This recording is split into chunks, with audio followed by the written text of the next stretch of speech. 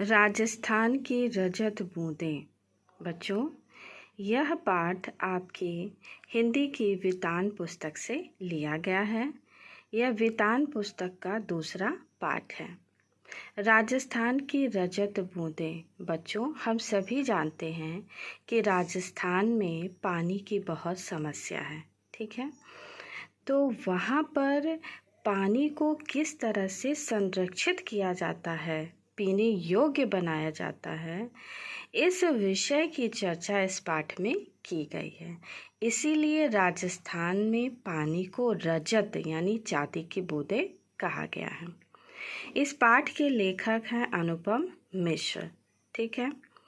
अनुपम मिश्र जी ने इस पाठ को यात्रा वृत्तांत के रूप में लिखा है। यह एक यात्रा वृत्तांत है। एक बार अनुपम मिश्र जी राजस्थान घूमने के लिए गए, तो वहाँ जब उन्होंने घूमा, जगह जगह लोगों से बातचीत किया, तब उनको पता चला कि राजस्थान में एक अलग तरीके से कुएं का निर्माण किया जाता है, जिसमें पानी पीने के लिए सुरक्षित रखते हैं। इसलिए यह पाठ गद्य की यात्रा वृत्तांत में लिखा गया है। दूसरी बात, राजस्थान में कुएं क्यों बनाई जाती है। बच्चों, यहाँ मैंने कुछ प्रश्न लिए हैं और उन प्रश्नों के माध्यम से इस पाठ को आसानी से हम समझ सकते हैं। तो पहली बात आपको समझ में आ गई कि यह पाठ अनुपम मिश्र जी के द्वारा लिखा गया है। यह पाठ गद्य की यात्रा वृत्तांत विधा में लिखा गया है।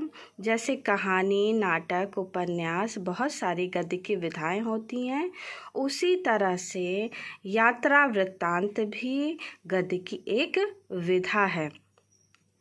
जब हम कहीं घूमने जाते हैं और घूम कर के आते हैं, तो वहाँ जितनी भी चीज़ें होती हैं उसका जब हम शब्दों के माध्यम से वर्णन करते हैं, तो वही यात्रा वृत्तांत कहलाता है। राजस्थान में कुएं क्यों बनाई जाती है? पीने के पानी को सुरक्षित रखने के लिए। बच्चों, जैसे हम लोग इधर मैदानी क्षेत्रों में रहते हैं, तो यहाँ पर कुआं बनता है। कुआं जो है वह पुल्लिंग का शब्द है और कुएं स्त्रीलिंग का शब्द है। कुएं बहुत ही गहरी होती है और पतली होती है, जबकि कुआं का मुंह बड़ा ही चौड़ा होता है। ये मैदानी क्षेत्रों में बनाया जाता है। तो कुएं इसलिए राजस्थान में बनाई जाती है कि अगर जब बारिश होती है तो उस बारिश के पानी को इसमें सुरक्षित किया जाता है, ठीक है। कुएं को कौन से लोग बनाते हैं? अब यह प्रश्न बनता है कि राजस्थान में जो कुएं बनती है उस कुएं को कौन बनाता है? तो यह कुआं की तरह कोई भी मजदूर इसको नहीं बना सकता। इसको वही लोग बनाते हैं जो इस कार्य में दक्ष होते हैं, जिनको हम चेजारो कहते हैं। इनको विशेष प्रशिक्षण की आवश्यकता होती है। इसमें इनकी जान भी चली जाती है। कुएं बनाने में बहुत ही रिस्की होता है, कठिन काम होता है। इसलिए ये ऐसे लोगों को दिया जाता है जो इस काम को बखूबी करना जानते हैं। तो कौन से लोग बनाते हैं? चेजारो लोग, जो इस काम में दक्ष होते हैं, निपुण होते हैं।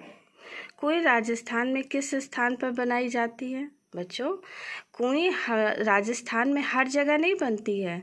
राजस्थान में वहीं पर कुएं का निर्माण किया जाता है जहां मरुभूमि के नीचे खड़िया पत्थर की पट्टी मिलती है।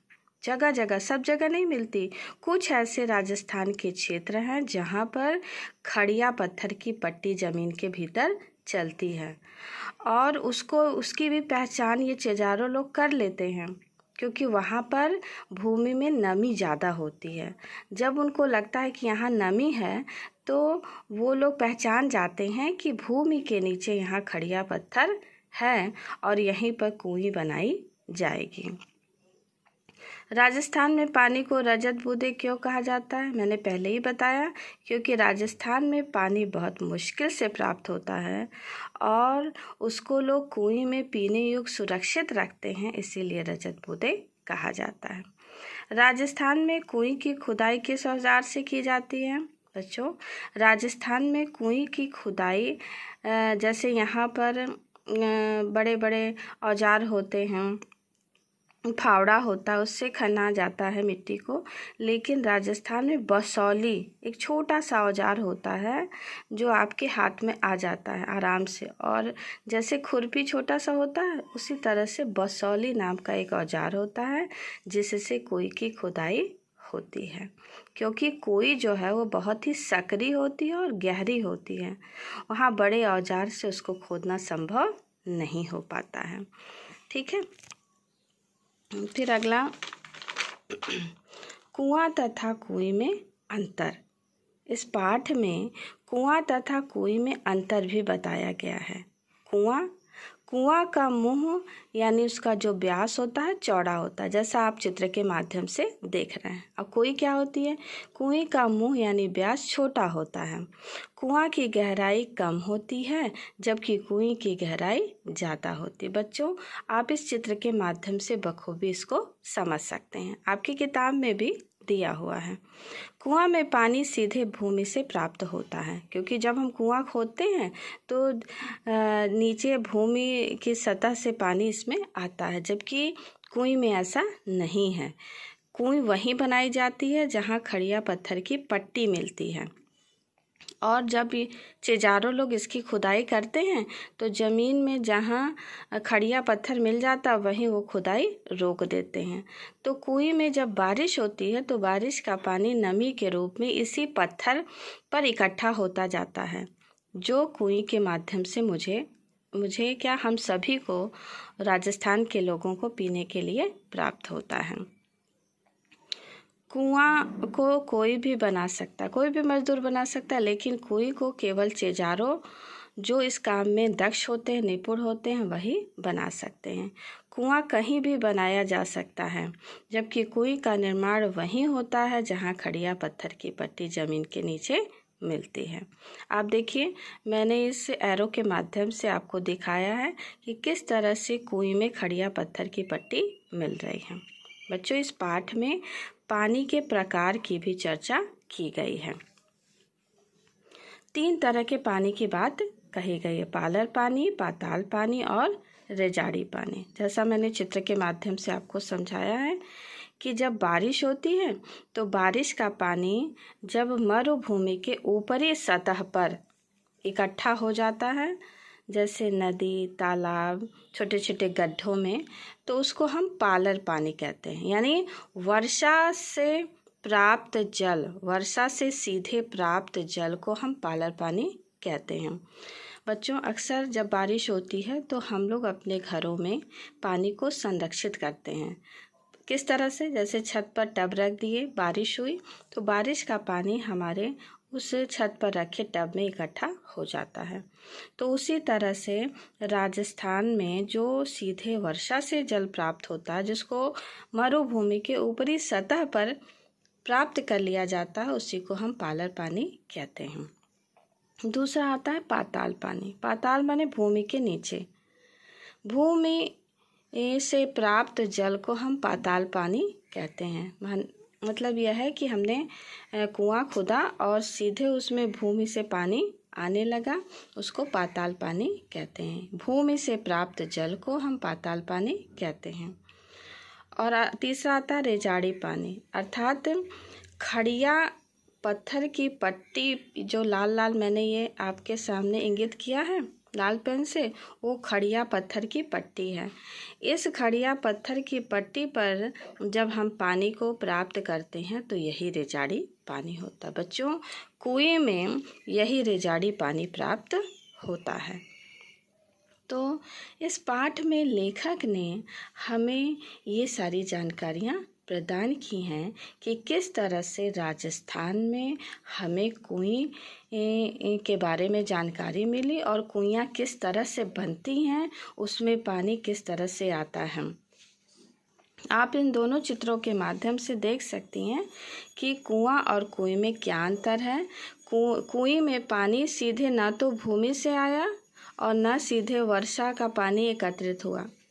जब बारिश होती है तो बारिश का पानी मरुभूमि में सोख लिया जाता है और सोखने के कारण जहाँ ज़मीन में खड़िया पत्थर की पट्टी मिलती है, उस खड़िया पत्थर की पट्टी पर ही आप देख रहे हैं कि जैसे यहाँ पर ये खड़िया पत्थर की पट्टी है।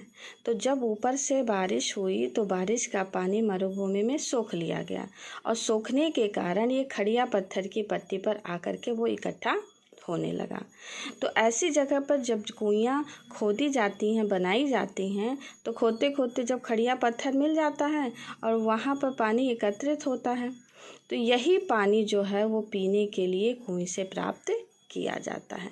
इसलिए बच्चों, कुआं कुएं में यह अंतर है कि कुआं में सीधे भूमि से पानी गया, लेकिन कुएं में इस खड़िया पत्थर पर नमी के रूप में इकट्ठा पानी रहता है। तो इस प्रकार ये सारी जानकारी आपको इस पाठ के माध्यम से दी गई है। आइए हम सभी लोग आज कुएं की चिनाई के बारे में पढ़ते हैं। इसके पहले बच्चों, मैंने आपको राजस्थान में कुएं किसे कहते हैं, कुएं किसके द्वारा बनाई जाती है, कुएं कौन से लोग बनाते हैं, कुएं में पानी पीने योग्य कैसे सुरक्षित रखा जाता है, इन सारी बातों की जानकारी मैंने दी। आज मैं आपको कुएं की चिनाई के बारे में बताने जा रही हूँ। कुएं चिनाई शब्द का अर्थ होता है जुड़ाई। जैसे हम लोग दीवार अपने घरों में बनवाते हैं तो दीवार एक दूसरे के ऊपर ईंटा रख करके उसको सीमेंट बालू से जोड़ते हैं, उसी तरह से कुएं खोदने के बाद जब कुएं पूरी तरह से खुद जाती है तो उसके बाद उसकी जुड़ाई किया जाता है। और यह जुड़ाई 3 प्रकार से होती है। कहीं कहीं राजस्थान में कुएं को अंदर ईंटा और सीमेंट बालू लगा करके जोड़ा जाता है उसकी, और कहीं कहीं पर लकड़ी के मोटे मोटे लट्ठे मिलते हैं, उन लट्ठों में ऊपर कील गाड़ करके मोटा मोटा उसको उस मरुभूमि में जो है वो लगा दिया जाता है, उससे जुड़ाई की जाती है। और कहीं कहीं पर खीप नामक घास, बच्चों राजस्थान में खीप नाम की घास बहुतायत मात्रा में पाई जाती है। यह घास ऐसी होती है जिसे पानी की आवश्यकता नहीं होती और बहुत ही कांटेदार होती है।